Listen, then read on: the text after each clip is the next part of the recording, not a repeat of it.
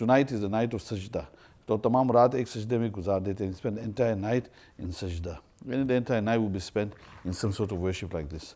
जब उत्बा गुलाम ताइब हुए, when Utbah the slave became repentant, तो खाने पीने की ज़रा भी परवाह न करते. He wouldn't care about eating and drinking.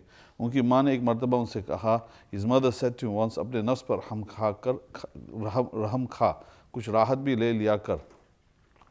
His mother once said to him, have mercy upon yourself and also rest a little bit. कहने लगे, he began to say कि इस पर रहम खाने ही के लिए ये सब कुछ कर रहा हूँ. He says that it is for having mercy upon my nafs that I am doing all of this ibadat. थोड़े दिन की मुशक्क़त है. I've just got to spend a few days in a bit of difficulty. फिर हमेशा हमेशा राहत ही लेना है. And then it's perpetual comfort thereafter, in the hereafter. Abdullah बिन दाऊद रहमतुल्लाह अलैह कहते हैं कि ये बुज़ुर्ग हज़रात जब कोई उनमें 40 साल की उम्र को पहुँच जाता है तो वो बिस्तर उठाकर लपेट देता है. अब्दुल्ला बिन दाऊद रहमतुल्लाह अलैह says that when it comes to the walis of Allah, when they reach the age of 40, so they wrap up their bisters, then they sleep little. यानी फिर सोने का नंबर ख़त्म हो जाता है. The Sheikh says that in other words, that sleeping becomes less. हज़रत कहमिस बिन हसन रहमतुल्लाह अलैह हर रात में 1000 रकात नमाज पढ़ते. हज़रत कहमिस बिन हसन रहमतुल्लाह अलैह would spend his entire night in 1000 rakat. और अपने नफ्स को खिताब करके कहते, and he would address his nafs saying कि ए हर बुराई की जड़, ओ source of every difficulty, every evil, नमाज के लिए खड़ा हो जा, stand up for prayer. जब ज़ौफ़ बहुत ज़्यादा हो गया, when he became extremely weak, तो रोज़ाना 500 रकतें कर दी थी. Then he would perform 500 rakats on each day. और उस पर रोया करते थे, and he would cry on this कि मेरा आधा अमल जाता रहा, the half of my actions have diminished. हज़रत रबी रहमतुल्लाह अलैह कहते हैं, हज़रत रबी रहमतुल्लाह अलैह says कि मैं हज़रत उवैस करनी रहमतुल्लाह के पास आया, came to उवैस करनी रहमतुल्लाह अलैह, और सुबह की नमाज़ पढ़कर तस्बीह पढ़ने में मशगूल हो गए थे. After performing the Fajr prayer, he was with his tasbih and he was busy in making some sort of tasbih. मुझे ख्याल हुआ कि उस वक्त उनका हरज होगा. I thought to myself that I'd be troubling him if I approached him now. मैं फरागत के इंतज़ाम में बैठ गया. I sat down, waiting for him to free himself. वो इसी हाल में बैठे रहे. He remained seated in that position. यहाँ तक कि ज़ोहर का वक्त हो गया. Until ज़ोहर time came. वो ज़ोहर की नमाज़ पढ़ने खड़े हो गए. He stood up to perform Johar prayer. असर तक नमाज़ पढ़ते रहे. And after असर, and he continued praying all the way till असर. फिर असर की नमाज़ से, and then from असर नमाज़, अब असर नमाज से फारिग होकर इसी जगह मगरिब तक बैठे रहे. And he stayed sitting there after asr up till maghrib. फिर मगरिब की नमाज़ पढ़ी. Then he performed maghrib prayer.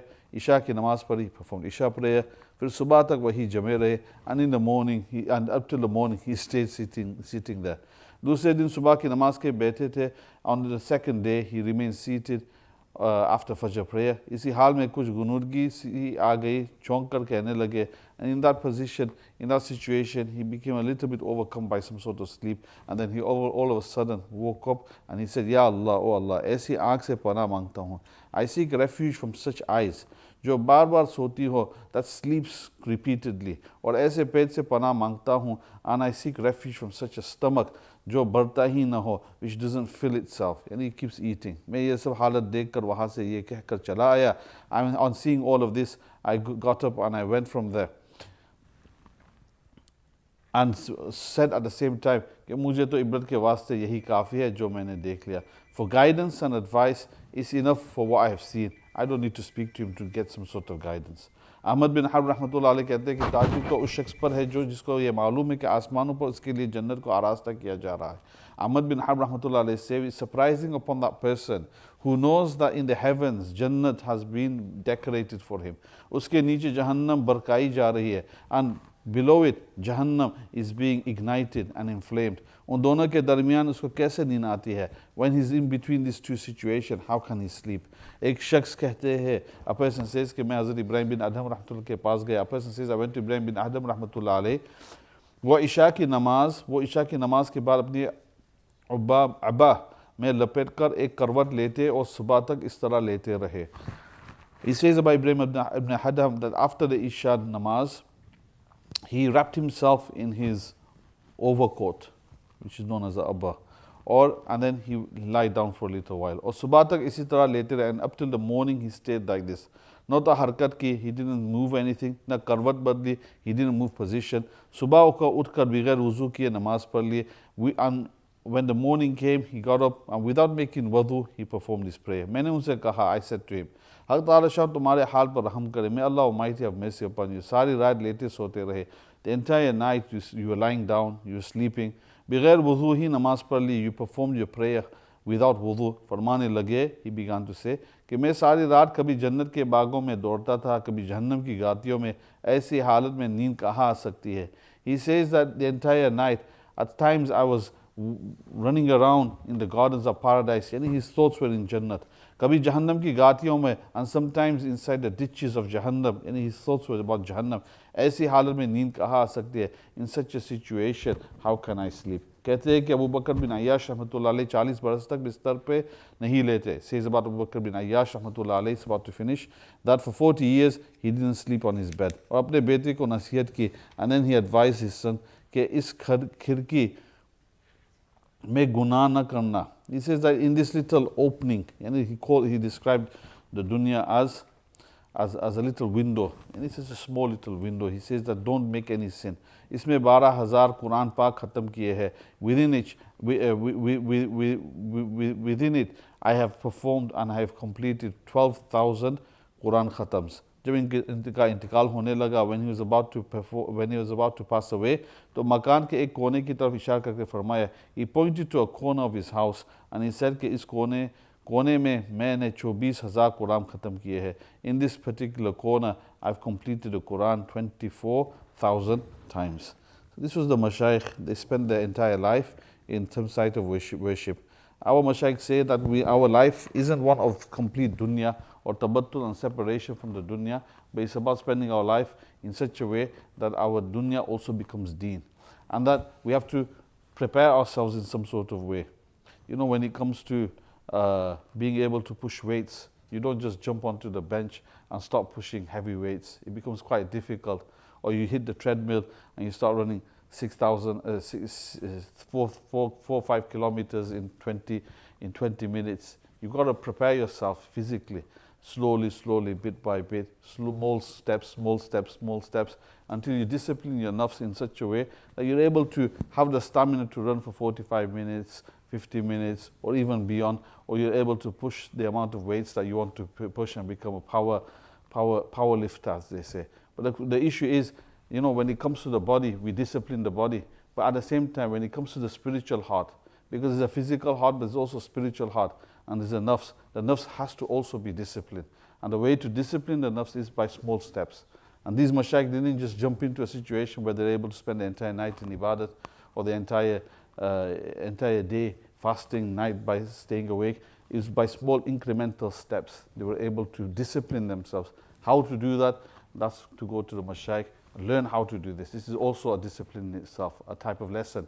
We go to our ustaz to learn our Quran. We go to the school, college, university to learn our education. We go to the physicians of the heart, the ulama of the tasawwuf, the ulama of suluk, in order how to learn to discipline ourselves. May Allah Almighty give me the tawfiq first and foremost, and everyone else, to act upon this, to understand its reality, but also to act upon it, to become connected to Allah Almighty, and have die in such a situation that we're connected to Allah. There'll be zikr for about 5 minutes now, inshallah. Subhanallah wa bihamdik, subhanakallah wa bihamdik, ashhadu an la ilaha illa anta astaghfiruka wa atubu ilaik.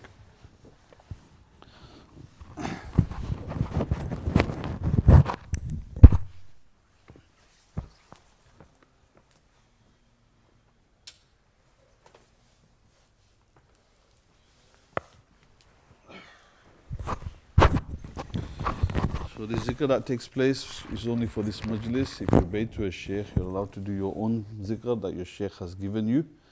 If you haven't got a sheikh and you've not been given ijazah to do zikr, then you're able to do this zikr just for this majlis itself. But outside this majlis, it's best to stick to the 3 tasbihat, which is astaghfirullah. You can do astaghfir as much as you want, and we should do it plentifully. Durood Sharif as much as you want. But I in the least 100 each times, morning and evening, and also the 3rd kalima, morning and evenings. And La ilaha illallah, which is also included in the 3rd kalima. So anyway, the zikr we do right now